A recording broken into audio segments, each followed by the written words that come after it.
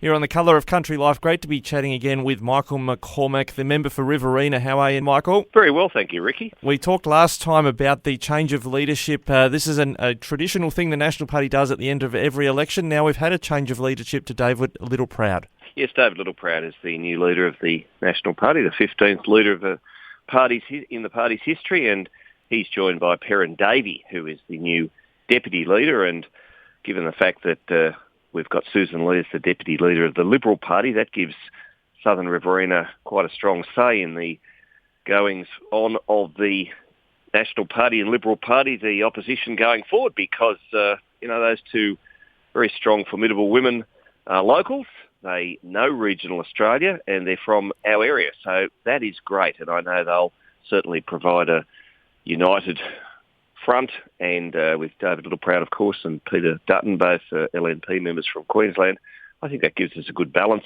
It also gives regional Australia, as I say, a very, very fierce lobbying mechanism by which certainly the Riverina won't be forgotten.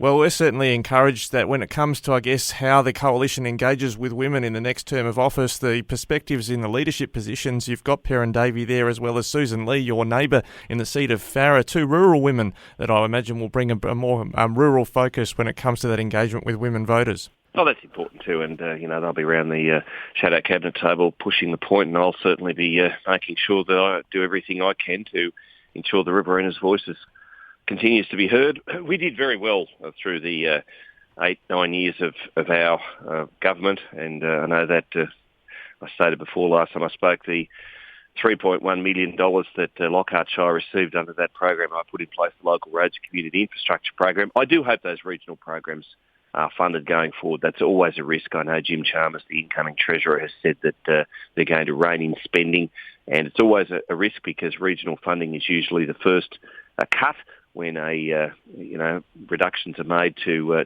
spending across the economy. And we know that created jobs. We know that created local procurement for small businesses. And, of course, Peter Dutton has made it his mantra that small business is going to be something that is going to be pushed by him. And I know how important it is to the National Party too, of course.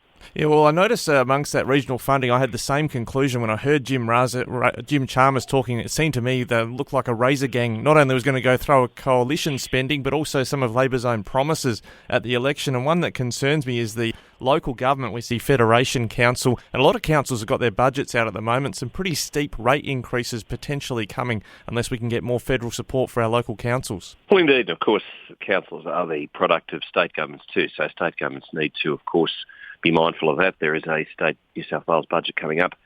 We've provided record funding for local councils. Indeed, one of my mayors, Brian Monaghan, stated he'd never seen so much money for local councils as he had in 30 years, and that was the truth. And I made sure that happened because I knew that to get jobs on the ground during COVID and to ensure that local businesses got a slice of the action when it came to providing goods and services, that you had to put money direct to local councils because they were the ones who were going to provide that immediate impetus into their local communities. And it was community-led, so communities had their say.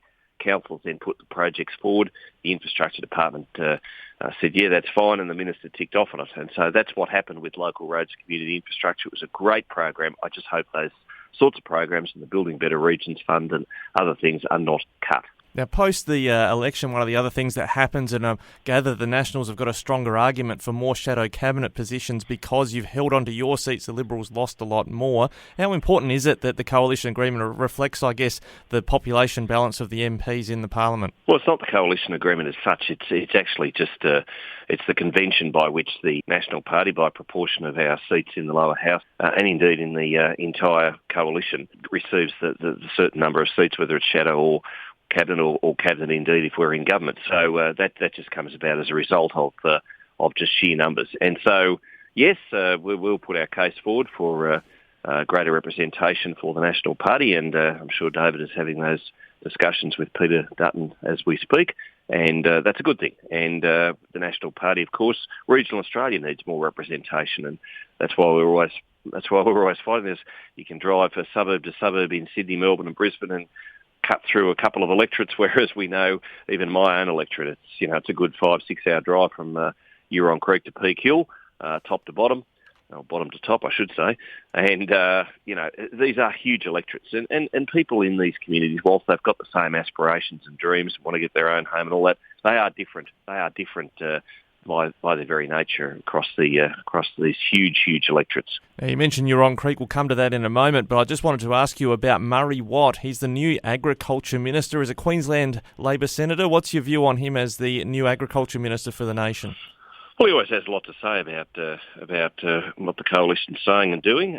So now it's time to stump up, Murray. And look, I've got good relationship with him. I'm sure he'll put his best foot forward and do his very best.